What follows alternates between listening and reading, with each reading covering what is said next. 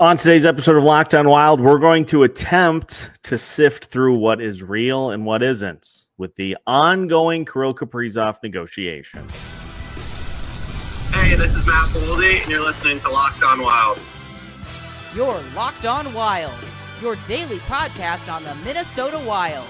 Part of the Locked On Podcast Network, your team every day. What's happening, everybody? Welcome into another episode of Locked On Wild, your daily Minnesota Wild podcast. Part of the Locked On Podcast Network. We are your team each and every day, and we thank you for making Locked On Wild your first listen each and every day as well.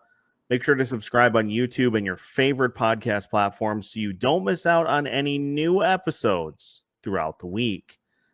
On today's episode of Locked On Wild, we're going to sift through the weeds on the Kirill Kaprizov negotiations. What is real? What is false? And where do things go from here?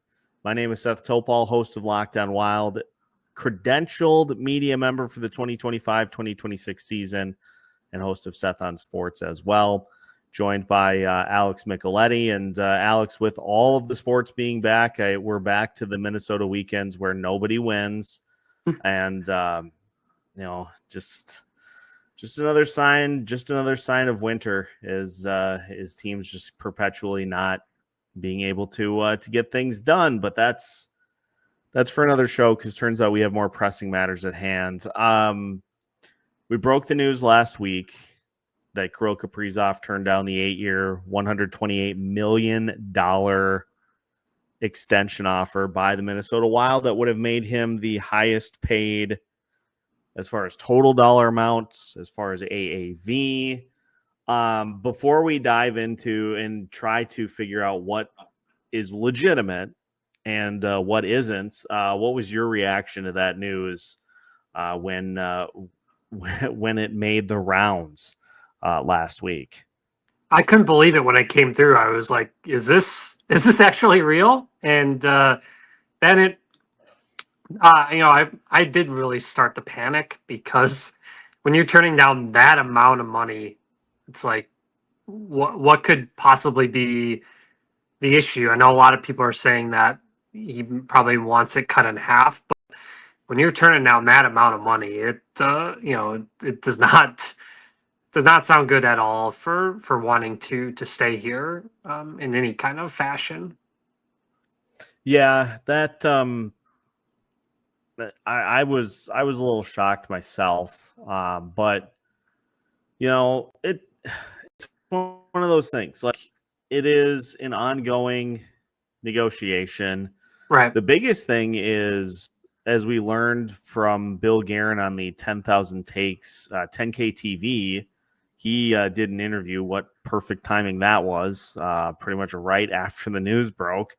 The biggest thing that is still attempting to be figured out from all of this is who let slip that Kaprizov turned down the offer, because they had some people on various social media platforms that said, "Hey, Bill Guerin came out and refuted the report that Kirill turned down the deal." No, he didn't. He did not. So what Bill Guerin said, and the wording is important here, what Bill Guerin said was that he didn't know where that info came from, because it didn't come from Paul Theofanos. It didn't come from the Wild, but it came from somebody. If it was a false report, if it was false that Kirill had turned down the deal, he would have said so. The fact that Bill Guerin only said we don't know where it came from is important, because that means that we know, and Michael Russo confirmed this, we know that he did in fact say no to the offer. So the big we'll never know. We'll never know who ended up spilling the beans, but that is a fascinating little wrinkle to this that maybe if we're lucky, we'll find out someday. Yeah, and we heard from Elliot Friedman too, that he was kind of speculating on his 32 Thoughts podcast that the Kaprizov camp thinks that maybe there's a bigger offer out there, which right now it's not legal to do that, but they must think that, or that they could hold off until next summer to get that offer, or wait for the Wild to say, "Hey, Kirill, where would you sign an extension?" So that that's very interesting. But like you said too, this is all a negotiation tactic, and we know Theofanos is a hard-nosed agent, and he likes to play some games here. I'm so glad you brought up Paul Theofanos because I was a little curious. He actually has 9 players that he is an agent for. So Are they all Russian? Pretty much. Yeah. He is he's a pretty selective agent as far as representation goes. Artemi Panarin is number 1 on his list. Big money. Is something to keep an eye on.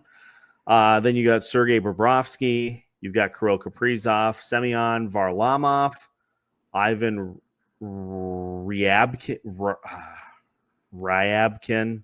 I don't think I'm pronouncing that right. For the Hurricanes, Arturs Silovs, Benjamin Kraz, Georgi Merkulov, and Caden Primo are his clients. So I find it interesting here. He's representing a guy who is pretty good buddies with Kirill in Artemi Panarin, and he's representing 2 players in the Carolina Hurricanes that I would imagine be dangled should we get to that point. Now we're not going to go down that road until we absolutely need to, but this is exactly how things played out the last time Kirill was negotiating a deal, and even the first time that Kirill was negotiating a deal. Now, obviously, there is way more at stake this time than the last couple of times, but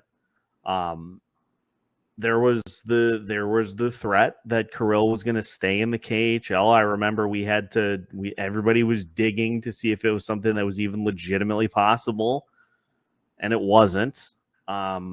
Obviously, there's just a little bit more at stake this time, but these negotiations being drawn out and kind of playing out in the public, this is nothing new for Kirill or his agent. No, it doesn't help that Eichel and McDavid haven't signed their extensions yet either. One is trying to wait for the other 2 or the first to sign, and then use that as a benchmark for the contract numbers. I'm sure everybody's kind of panicking in Edmonton too, because McDavid really hasn't given a solid answer on what he wants as far as that contract as well, like amount in term. I would feel way more concerned if I was an Oilers fan than I do as a Wild fan right now, because if McDavid leaves, well, Leon's got to be like, what? What did I get myself into? With the thought that you'd be signing too, Connor. That would be something. Well, and I talked about it a little bit because there were some clips, some sound bites that were uncovered about Draisaitl's reaction to signing his contract, and he was basically saying, "I regret signing a long-term deal." I think we're kind of seeing a little bit of a tonal shift with the superstars, especially with the salary cap on the way up substantially over the next 4 years.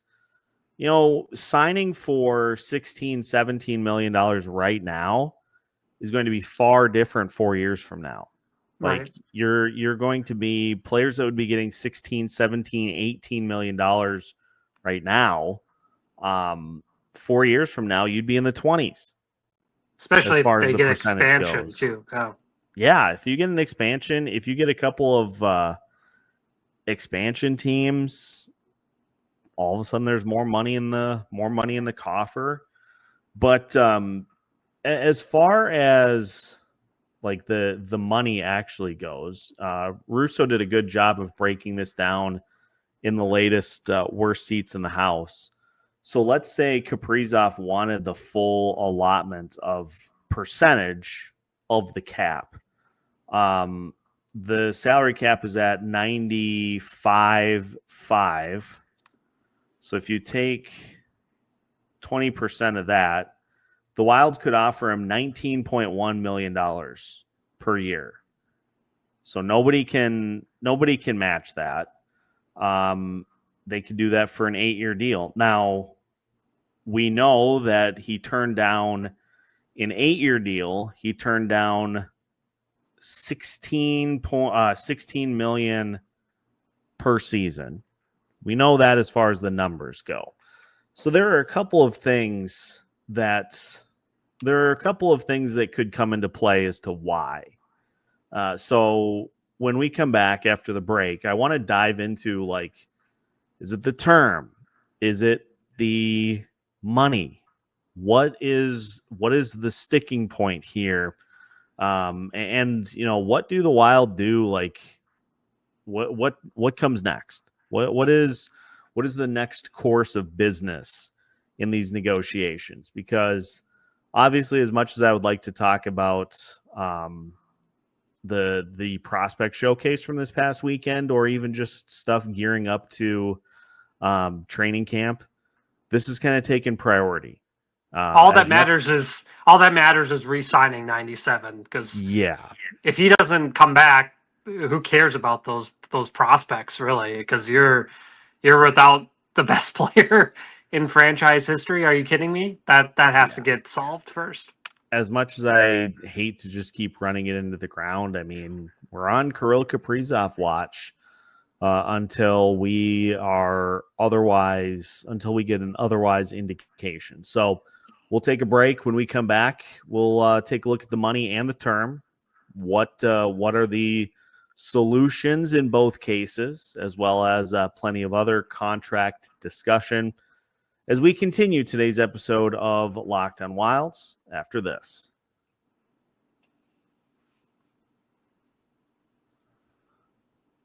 Today's episode of Locked on Wild is brought to you by Indeed. You just realized your business needed to hire somebody yesterday.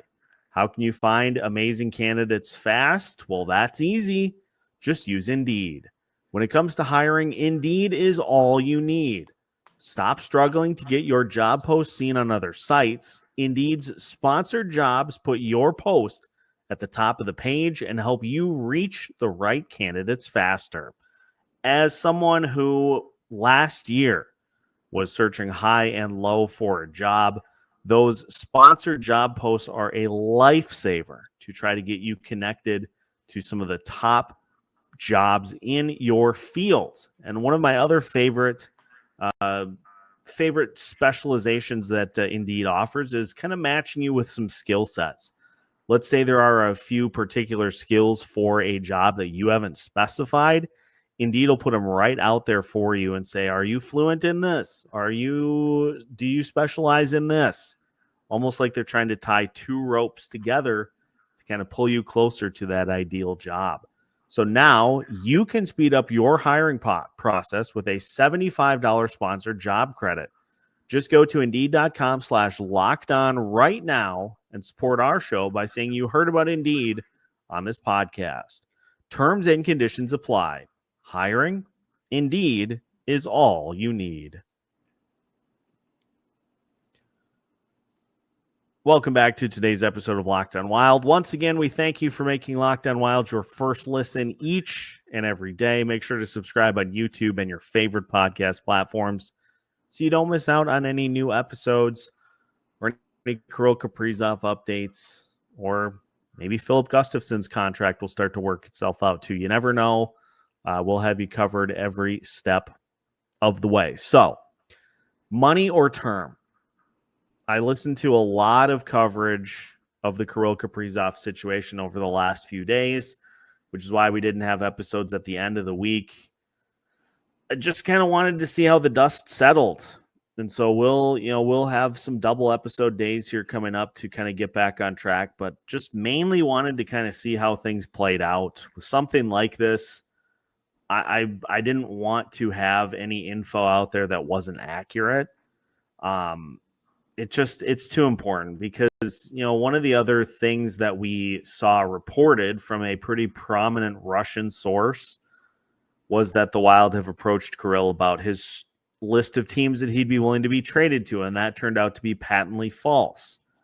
There was another report. There's another reporter who kind of covers Auburn that tweeted out that the rumors that Kirill had turned down the extension were false. It's like, dude, cover your football team. Like, leave the Kirill Kaprizov stuff to the people that actually cover the NHL. Like, that is one of the things that I get frustrated with social media about, is there are so many people who are just trying to kind of create their own their own social media moment without even worrying about being accurate, or by just trying to troll people. Like, this situation is a little too serious for that, I think. So that turned out to be crap. The Bill Guerin refuting the entire thing, that turned out to be crap. The facts that we know are that Kirill turned down the deal, and that is where we're at in this process right now.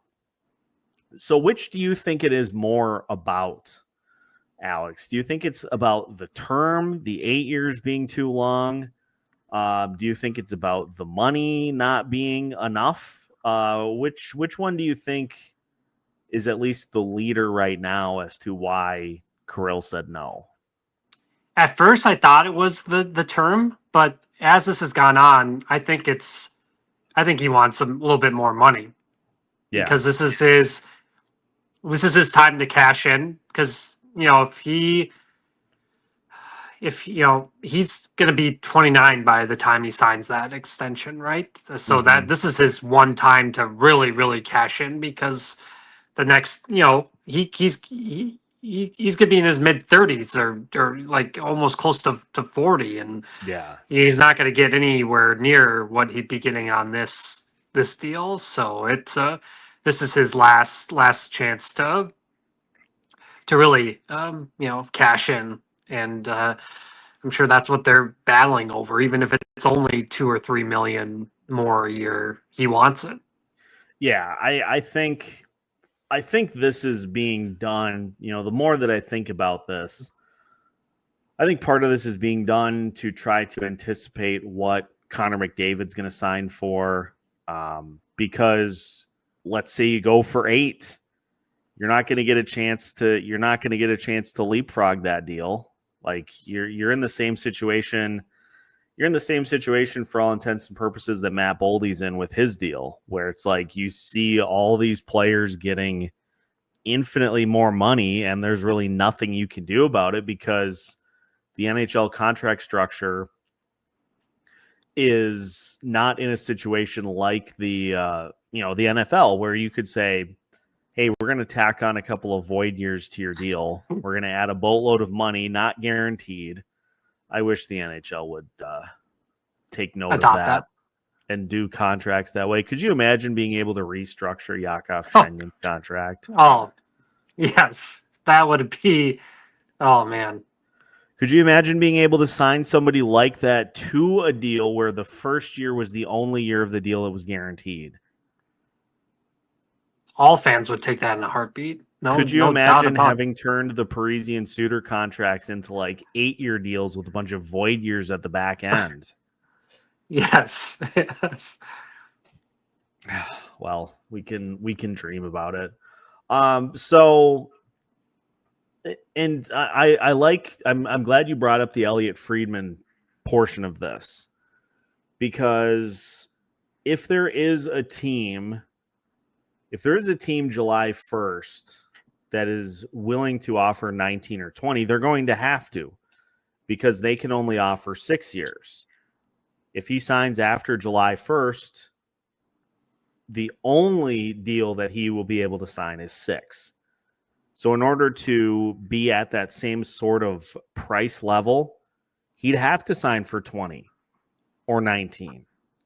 So again, that's another area where the Wild have the advantage, right now is by being able to add 2 additional years worth of money to this deal. Assuming that he wants it. And let's just do the math here. So it was 8 years, $128 million. Let's say that the Wilds go to 18.5 times 8. That'd be 148 million. So 8 years by 18.5. Let's just say, for argument's sake, let's say that he's looking at a 4-year by 17 right now. That's 68 million. So 68 million. And then in another 4 years, he signs for 20. That's 80. Same amount of money. So there are ways to get to that money amount. And I've been trying to find it. I had no luck finding it. So if anybody in the comments section can track down the audio, evidently Lou Nanny said at one point that Kaprizov wants 18. That 18 is the magic number. And I cannot find the audio of that anywhere. If that's the case, and the Wilds tried to kind of they tried to cut a couple million off. That's not a great look. Like that's not a great look that you're trying to all of a sudden pinch pennies after Craig Leopold said, "Here's the blank check." And if this was their offer that they were going to, that they've been talking about since, July 1st, how did that not get upped already? Now we're in September. That's what's kind of throwing things off. It just the whole thing is kind of just the vibes are off right now. Yeah, I think this was I think the Wild thought that this was going to be a yes from the get-go. It's pretty clear that they thought this was going to be a yes from the get-go. And there really wasn't any sort of they didn't have a plan B because they didn't think they needed one. But at the same time, and Russo said this in Worst Seats in the House, the ball is 100% in Kirill's court now. Like the Wild have made their pitch. It got leaked. Kirill does not look good turning down that amount of money. And the Wild look embarrassed too. Yeah. It's they're both. Yeah, Kirill does not, and they know Kirill's got to be mad too. So it's all around. It's not good for anybody involved. Yeah. So it's in Kirill's court to get it to what it's going to take. Is it a 4-year deal? Is it 8 years at 18 or 18.5? The Wild Bill Guerin maintains a high level of optimism. I saw Chris Johnson, who is another one of the higher up NHL insiders, said that there is still a high level of optimism that this will get done. You have to, or else Krill's going to see right through that if they aren't trying to make it seem like we're going to give you everything that you want in this next deal. And I maintain too, this is kind of one of the points that I've been making ever since this whole process. He knows what is here. Like he knows what is here. He knows what's coming up. There's not going to be anything that blindsides him here. There are other teams obviously that will come knocking, but all of those teams have major work that they have to do either to A, fit him under the salary cap, or B, in the case of Chicago, which is linked to him again, you got some work that you have to do to put a competitive roster together.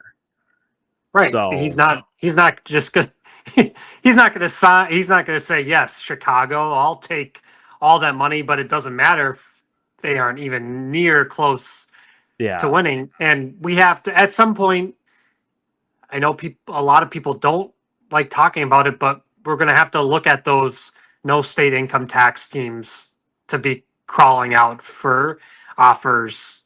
The Tampas, the Nashvilles of the world, Yeah. Vegas, all those teams would be willing to move a ton of assets to get him on their team.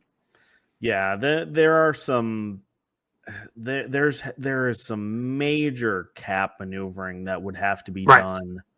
done. Like I'm looking at Tampa Bay right now. Could you imagine him and Kucherov? Could you imagine? It'd be lethal, but you have to find a way. They have they'll have like $8 million in cap space when the season is done. So you got to clear 10 at least, which means that you're probably, do you depart with Anthony Cirelli? Do you depart with and it would be a tough choice as to who to get rid of. The Florida Panthers have no cap space. Nope. And they do not even have a full roster. So that would be another one where they would have to make some major, and it's not to say it's not impossible, because all of these teams have general managers who would do what it took to make it happen. Some of them have won cups, multiple cups. Yeah. But it's like that is something that would require most of the season to get ironed out if it was going to be somebody that pulled him in. But again, we're not to that point. We're not to that point yet. I'll full disclosure, it may be a point that we get to, but as of hopefully right not. now, as of recording, we're not at it yet. So let's finish by just kind of looking at what are the next steps? What is going to happen? What are we thinking about for a timeline here? We'll just lay out kind of what is next on the table for this deal, for this negotiation. We'll do that to finish today's episode of Locked On Wild after this. Today's episode of Locked On Wild is brought to you by FanDuel. The NFL season is in full swing, and FanDuel is making sure you're ready for kickoff with a can't-miss offer. Right now, new customers can bet just $5, and if your bet wins, you'll get $300 in bonus bets to use across the app. Hopefully, you did not have the Vikings to take down the Atlanta Falcons last night. That was dicey, but the Vikings will have an opportunity to go against the Cincinnati Bengals, probably without Joe Burrow in week 3, which could represent a nice bounce back opportunity for them. So just keep that in mind as you are gearing up for your week 3 bets. If you are ready to play, download the FanDuel app now by visiting FanDuel.com to get started. That's FanDuel.com to place your first $5 bet. Final segment of today's episode of Locked On Wild. Once again, we thank you for making Locked On Wild your first listen each and every day. Again, make sure to like and subscribe so you don't miss out on any new episodes throughout the week. All right, so let's lay out the timeline here. So we just had the Tom Curvers Prospect Showcase this past weekend. We'll talk a little bit more about that in the coming days. Training camp starts this week. The first preseason game is September 21st against the Winnipeg Jets. So you have basically until I think report, if I had it correct, I think report day is the 17th and camp starts on the 18th. So you got a couple days at the beginning of the week in order to get this going. I think it was, honestly, considering the media frenzy that this caused, I think it was the appropriate approach to just take some time to kind of just cool the Jets after the deal was a no. But it's all on Kirill. It is all on Kirill Kaprizov as to what happens next. The Wild have made a highly competitive offer. And if there are major sticking points, or if you need to get to this number, his team, his agents, him in particular, that needs to be intimated by his side of the aisle. Like, that needs to be intimated by him or his agent as to either what it's going to take to get the deal done, or you got to rapidly get to, because Kirill is taking a massive risk here himself. Major risk. We saw a great example of what happens when it backfires with Marian Gaborik. Got hurt. And that's going to be, if they don't get it done by the first night of opening, puck drop, he's at risk he was hurt a lot of the last season. So they have to get this done very, very fast. Otherwise, does he risk himself, say, just healthy scratch me, something like that? And it's going to get awkward in the locker room. It already has to be awkward in the locker room when you turn down a deal like that.